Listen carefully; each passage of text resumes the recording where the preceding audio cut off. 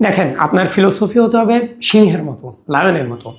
এখন বলতে পারেন কিভাবে সিংহ লায়নের মতো ফিলোসফি হবে।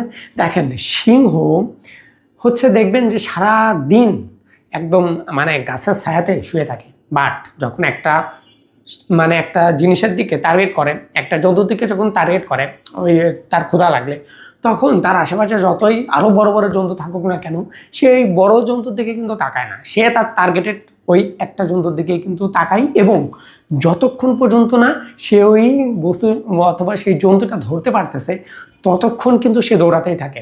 আপনিও সেম হবেন। আপনি যে কোনো একটা জিনিসে ফোকাস করেন। ওয়াই আপনার চিন্তা ভাবনা এত বিশৃঙ্খল কেন?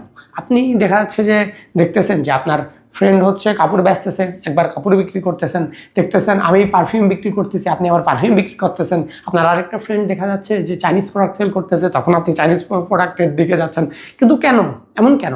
আপনি একটা দিকে থাকেন, পারফিউম সেল করেন, একদম আপনার টার্গেট যে পারফিউম, আপনি যেইখানে যেই নিশে পৌঁছাতে চান ততক্ষণ পর্যন্ত কাজ করে যান, যতক্ষণ পর্যন্ত না আপনি পৌঁছাতে পারেন। আপনি ক্লোথ সেল করেন, তাহলে ক্লোথের ওই সেই জায়গা পর্যন্ত যান।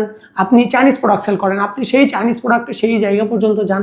কিন্তু কেন আপনি বারবার বিক্ষিপ্ত হয়ে যাবেন কেন? দেখেন, আমরা যদি যারা ব্যবসা করি অথবা যে কোনো জায়গায় আমরা চাকরি পেতে চাই না কেন, আমাদের নির্দিষ্ট একটা জায়গায় যদি ফোকাস না থাকে তাহলে, অর্থাৎ লায়ন ফোকাস যদি না থাকে, তাহলে অবশ্যই আমরা